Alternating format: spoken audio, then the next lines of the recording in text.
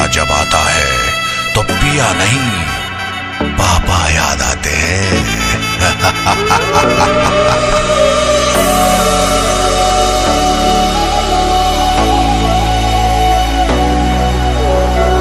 भारत यरूशलेम और गजा में जारी हिंसा को लेकर चिंतित है।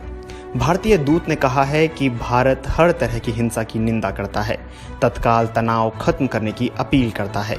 भारतीय दूत तिरुमूर्ति ने कहा, भारत फलस्तीनियों की जायज मांग का समर्थन करता है और 2 राष्ट्र की नीति के जरिए समाधान को लेकर वचनबद्ध है।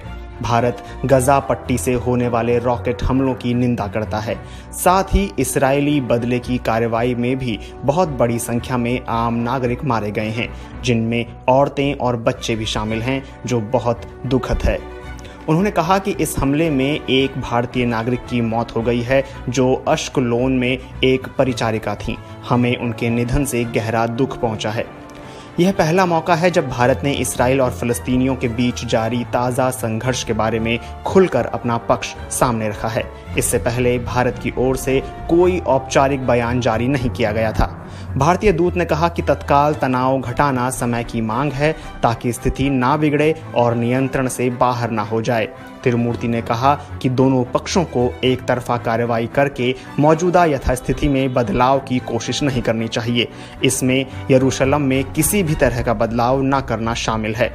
उन्होंने कहा कि यरूशलेम लाखों लोगों की आस्था का केंद्र है। भारत से हजारों लोग यरूशलेम आते हैं, क्योंकि यहाँ वह गुफा है जिसमें भारत के सूफी संत बाबा फरीद ध्यान किया करते थे। भारत ने इस गुफा का संरक्षण किया है। उन्होंने कहा कि यरूशलेम के धार्मिक स्थलों पर ऐतिहासिक रूप से चली आ रही यथास्थिति का सम्मान किया जाना चाहिए, जिनमें हरम शरीफ और टेम्पल माउंट भी शामिल हैं।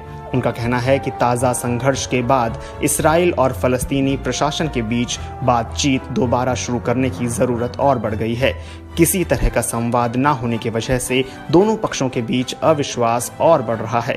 उन्होंने कहा कि बातचीत न होने की स्थिति में भविष्य में भी ऐसे टकराव होंगे।